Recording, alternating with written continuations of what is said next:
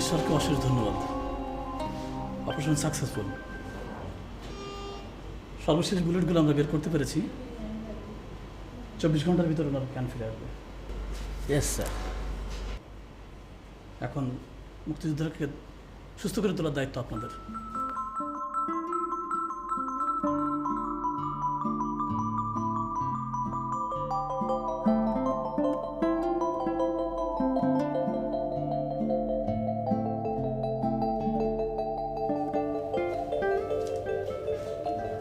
Sir এখনো তো ওনার জ্ঞান ফেরেনি।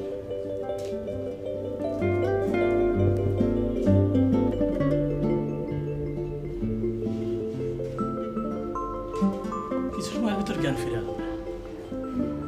যে ধকলটা গেছে ওনার উপর দিয়ে, গত 2 বছরে বড় বড় 8টি অপারেশন করা হয়েছে। ঘাড়, কাঁধ, হাত, বাম পা থেকে মোট 22টি বুলেট বের করা হয়েছে। আর ওনার সুস্থ হতে আরও 6 মাস সময় লাগবে। তাকে বাম পার উপর বেশি বেশি করে ভর দিয়ে হাঁটাতে হবে, তাতে করে চলার শক্তিটা দ্রুত ফিরে পাবে। বাম হাতটা ভালো হওয়ার সম্ভাবনা খুবই কম। মালতী, রুগীর ভালো হওয়াটা 90% নির্ভর করছে তোমার উপর। স্যার আপনি কোনো চিন্তা করবেন না, আমার সেবায় কোনো ত্রুটি হবে না।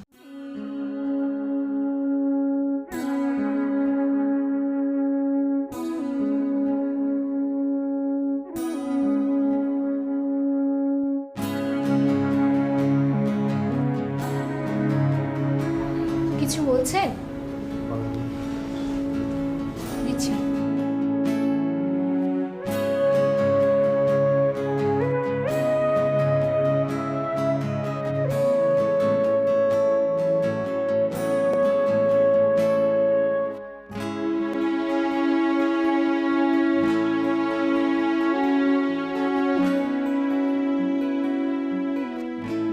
না,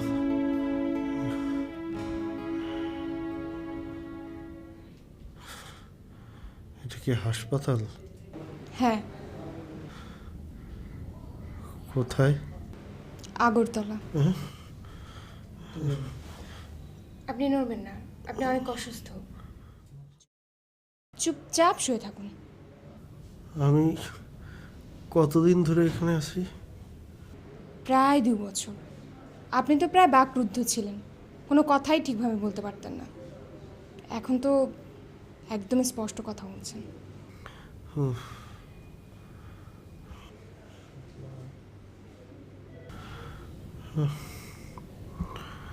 স্বপ্ন, স্বপ্ন,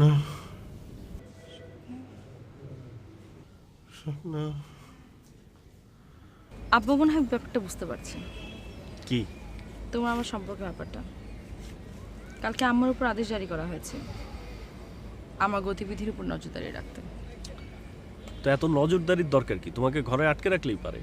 আমাকে আটকে রাখবে? আব্বার দেওয়ার নামটা আমি পাল্টে ফেলেছি। আব্বা আমার জেদ সম্পর্কে খুব ভালো করেই জানে। শোনো, তোমাকে আমি আটকে রাখবো আমার হৃদয়ের সোনার খাঁচায়।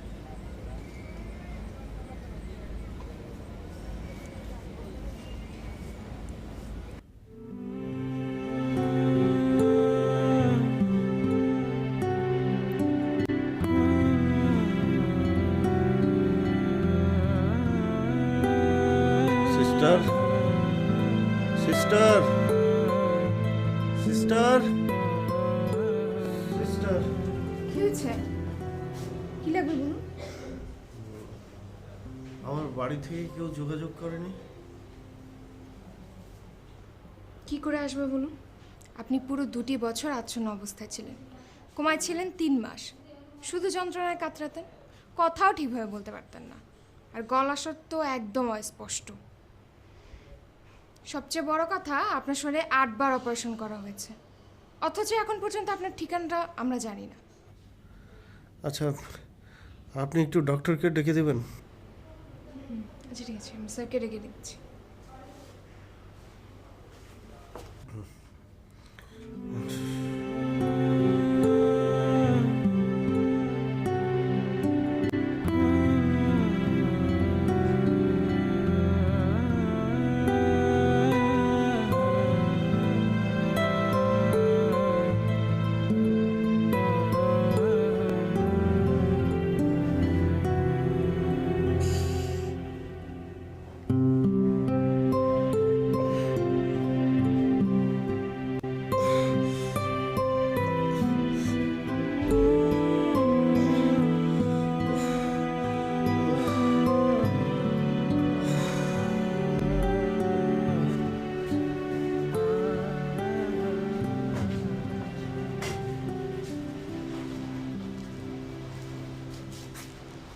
এখন কেমন আছেন বীর মুক্তিযোদ্ধা?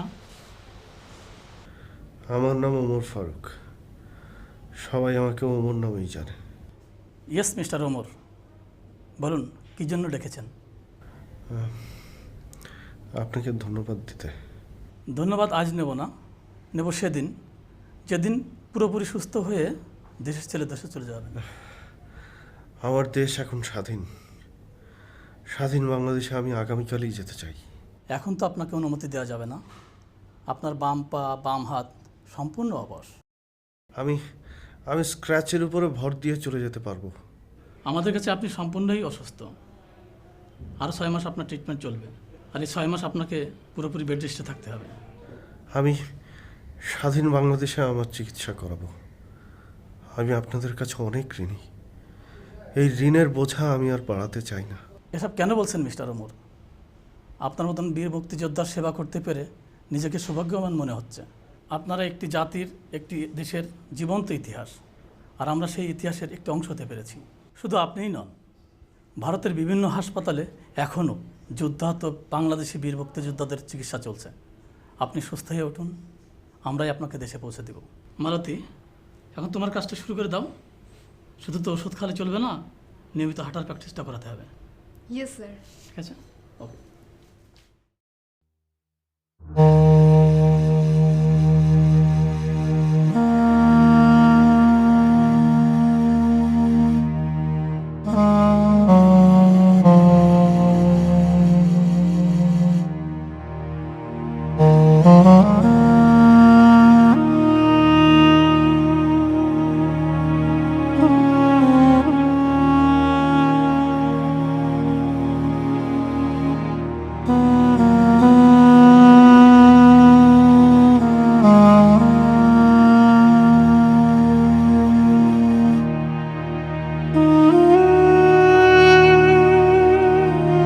আচ্ছা, এতটুকু।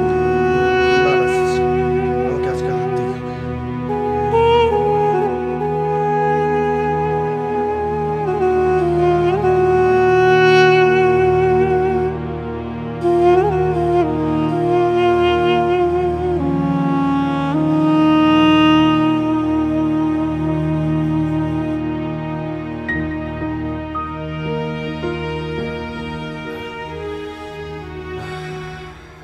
আপনি তো অসাধ্য সাধন করেছেন মিস্টার ওমর, আর আপনার মনোবলও অসাধারণ।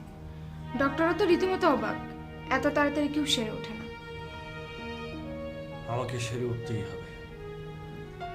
মৃত্যুর দুয়ার থেকে আপনারা আমাকে ফিরিয়ে এনেছেন, এখন দেশে ফিরে যাওয়ার যুদ্ধ তো আমাকে জয় করতেই হবে।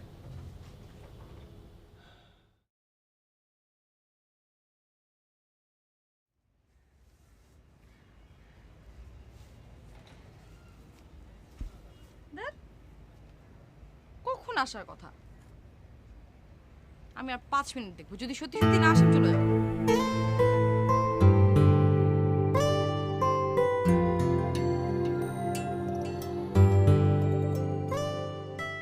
কটা বেজেছে? আরে বাবা, মাত্রই তো 1 ঘন্টা দেরি করলাম। না আসলেই পারতে। না এসে কি পারা যায় বলো? নাও না, নাও। না আসে কি পারা যায় না? আবার চোখে ফাঁকি দিয়ে আসতো, তুমি সব জানো, জানো না?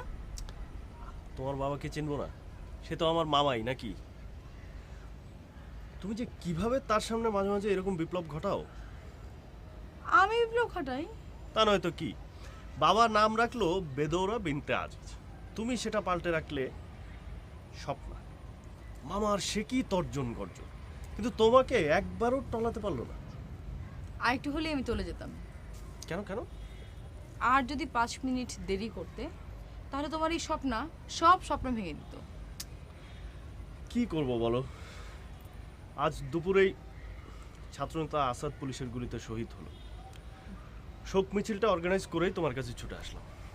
একবার ভাবছিলাম যে আসবো না, আজ 17ই জানুয়ারি 1969। মনে হচ্ছে ইতিহাস পাল্টে যাবার দিন আজকে থেকেই শুরু হলো। কিরে, ইতিহাস কি পাল্টে যেতে শুরু করেছে নাকি? ইতিহাস তো পাল্টে দিয়েছে আমাদের রায়হান স্যার। কেন, উনি আবার কি করলেন? আরে কি করেননি সেটাই বল।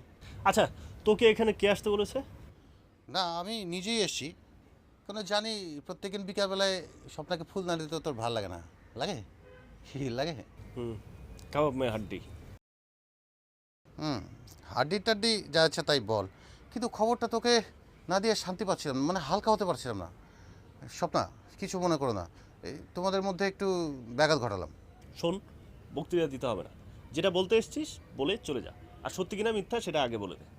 মানে তুই স্বপ্নার সামনে আমাকে মিথ্যাবাদী বানাচ্ছিস? অ্যাক্টিং বাদ দে।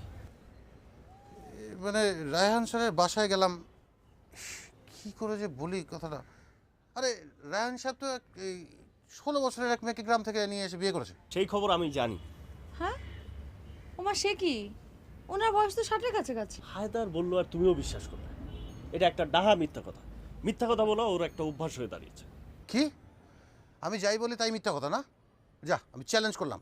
শোন, এই সমস্ত চ্যালেঞ্জ করিস না। আমি মেয়েটাকে দেখেছি স্যারের বাসায়, স্যারের আপন ভাগ্নি গ্রাম থেকে এসছে। মিথ্যা কথা বলাটা না তোর একটা অভ্যাস হয়ে গেছে। একটা জিনিস বুঝে না শুনে একটা উল্টাপাল্টা মন্তব্য করবিস, মিথ্যা কথা বলিস। খুব ভালো হয়েছে, যা। আচ্ছা, আমি না হয় মিথ্যা কথা বলি, তুই কি করছিস?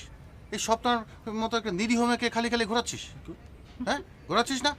চাকরি বাকরি তো হয়েছে, এখন শুধু জয়েন করাটা বাকি। শোন, আসল কাজটা সেরে ফেল, নাহলে দেখবি তোর ওই বড় লোক মুসলিম লীগের মামা ওকে অন্য কারো গলায় ঝুলিয়ে দিয়েছে। কি ওমর, এটা কথা বলি শোন, দেশের অবস্থা কিন্তু ভালো না রে। তোরা তাড়াতাড়ি বিয়েটা করে ফেল, নাহলে কিন্তু আমি তোদের বিয়ে দিয়ে দিব। হ্যাঁ, স্বপ্নের একজন খুব ভালো হিতাকাঙ্ক্ষী পাওয়া গেল।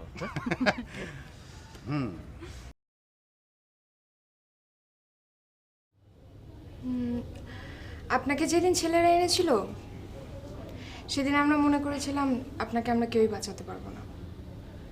ভগবানের দোয়া আর ডক্টর অতুল প্রসাদের অপারেশন আপনাকে মৃত্যুর দুয়ার থেকে বাঁচিয়ে এনেছে। আপনাকে আমার সম্পর্কে অনেক কিছু বলা হয়নি। আমার জন্ম বাংলাদেশে। 50-এর দাঙ্গার পর আমার বাবা বাংলাদেশ থেকে ভারতে চলে আসেন, আশ্রয় নেন আগরতলায়।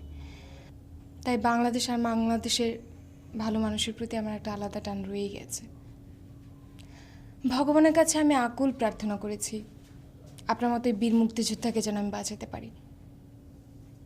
দেশের জন্য কত ছেলেই না জীবন দিচ্ছে, ওদের জীবন কি দাম দিয়ে কেনা যায়?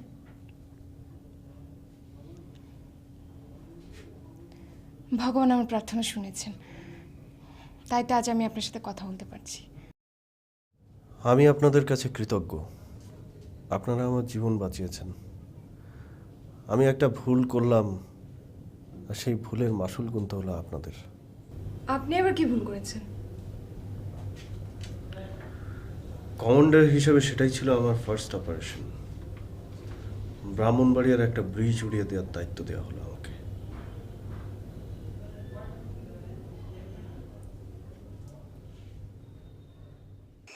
এখন আমরা আছি বাংলাদেশ বর্ডার থেকে 1 মাইল দূরে। তাই নাকি? এখান থেকে আমরা 2 দলে ভাগ হয়ে কাটাখালী নদীর তীরে যাব। আমার সাথে থাকবে গাইড আহমেদ, আর হায়দারের সঙ্গে থাকবে গাইড হানিফ। আমরা যে ব্রিজটি উড়িয়ে দিতে যাচ্ছি, সেই ব্রিজটা উড়িয়ে দিতে পারলে শেরপুর থেকে পাকিস্তানি মিলিটারি বাহিনী নালিতাবাড়ি এবং হালুয়াঘাটার দিকে আসতে পারবে না। কাটাখালীর ছেলে আহমেদ, কিভাবে সেখানে যেতে হবে তার কাছ থেকে শুনে নাও। কাটাখালী ব্রিজের দক্ষিণ দিকে আছে রাজাকার চৌকি, উত্তর দিকেও আছে একটা। আমি প্রথমে কমান্ডার স্যারকে নিয়ে কাটাখালী নদীর তীরে যাব, ওখান থেকে যাব ব্রিজের দক্ষিণ পাড়ে। হানিফ, তুমি বলো।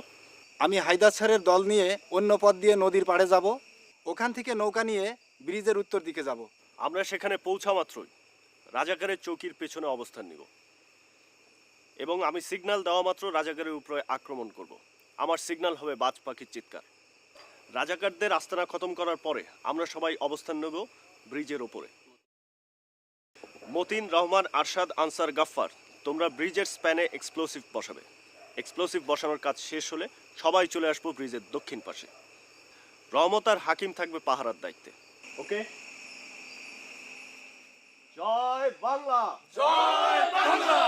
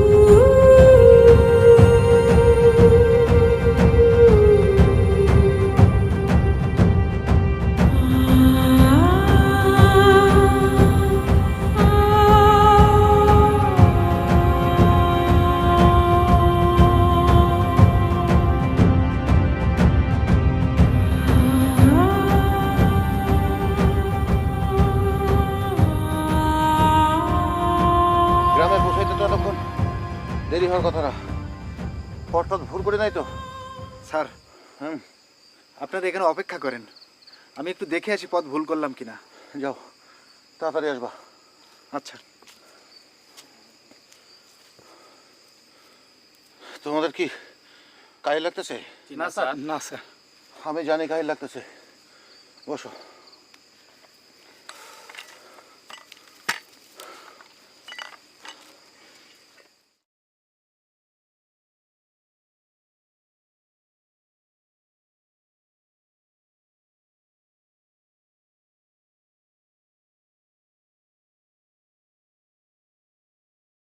কবির, যে ওর তো মনে হয় ভুলে গেছে। তাইলে তাইলে আর কি, হানিফ আসা পর্যন্ত অপেক্ষা করতে হবে। হানিফ যদি না আসে?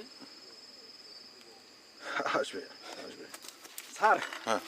আমরা পথ ভুলে অনেক দূরে চলে গেছি। সর্বনাশ, সর্বনাশ। কত দূর গেছিল এদিকে? এদিকে অনেক দূরে গেছি। দোকান টোকান কিছু আছে? দুই একটা চায়ের দোকান আছে। না, তা ওদিকে যাওয়া ঠিক হবে না। চলো, উল্টা দিকে যাইতে হবে, তাড়াতাড়ি যেতে হবে, ডাবল মার্চ।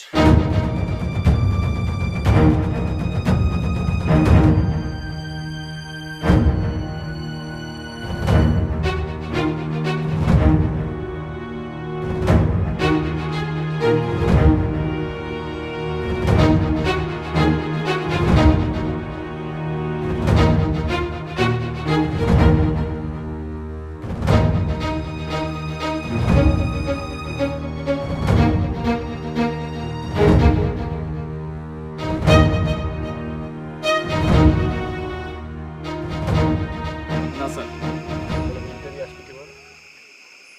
তাই তো স্যার, ভুল হয়ে গেছে স্যার। স্যার, এই আরেকটু এগোলেই কাটাখালির ঘাট। ওকে, মুভ কুইক।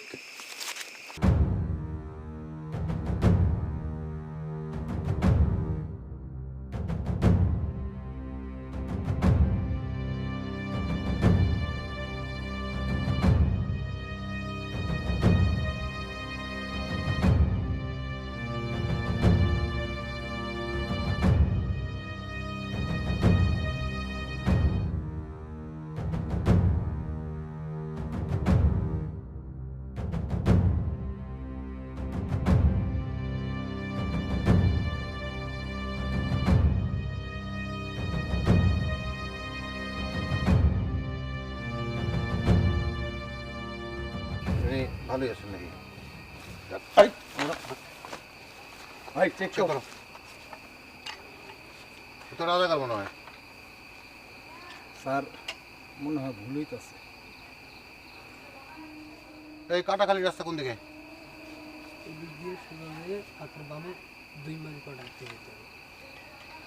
হানিফটা যে কই গেল? চলো ভাইরে, এই দেশের মধ্যে এখন কে যে রাজাকার আর কে যে মুক্তিযোদ্ধা বোঝা যাইতেছে না। যদি ভুল টুল হয় মাফ করে দিও। চলো।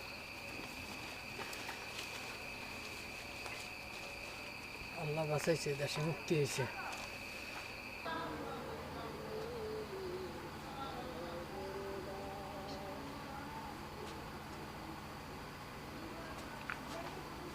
সোনামাজি, ও সোনামাজি, সোনামাজি। এই শোনা মিয়া, আপনারা? তুমি কি মনে করছিলা?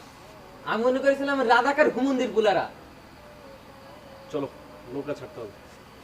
চলেন।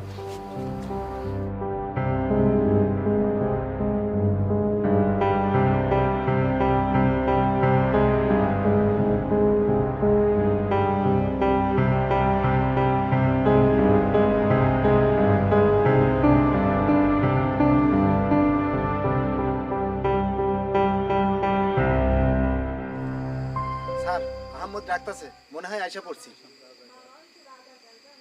ডাল দে।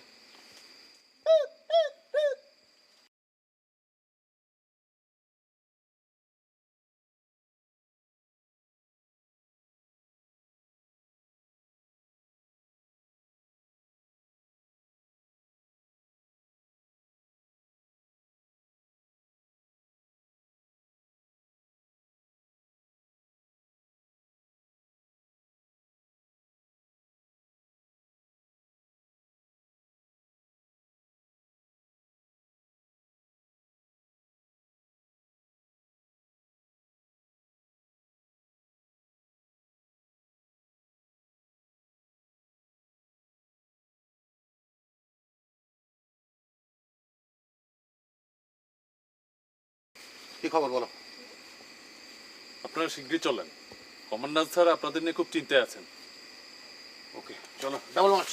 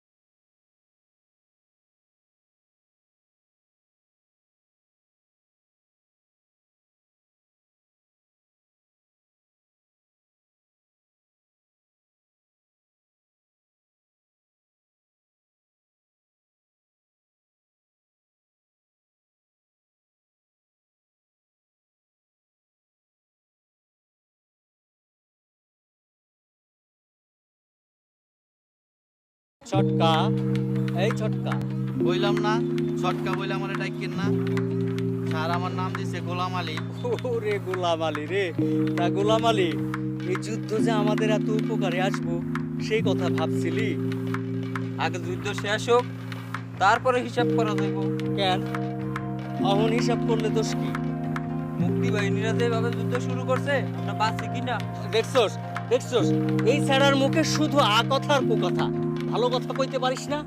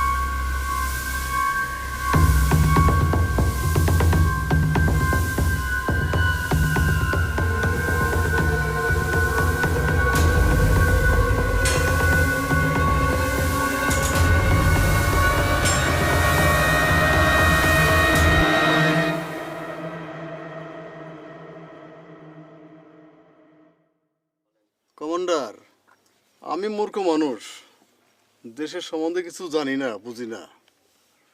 দেশের ভবিষ্যৎ সম্বন্ধে আপনি কিছু বলতে পারবেন? এই যে আপনি বললেন আপনি মূর্খ মানুষ, কিছুই বোঝেন না, তারপরেও জীবন বাজি রেখে যুদ্ধ করতে আসছেন। আমার কি আর কিছু বলার আছে? এ বিয়ে আমি মানি না। কি হয়েছে? এত চেঁচাচ্ছ কেন? হ্যাঁ, কি বলছো? চেঁচাবো না?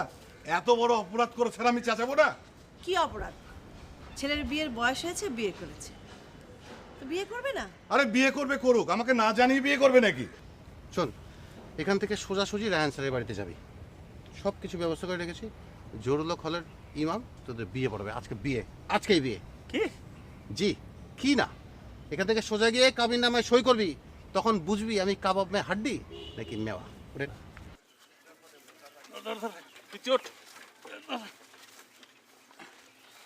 এই গাড়ি চালা, ভ্যান চালা, ভ্যান টান দে, টান দে, টান দে।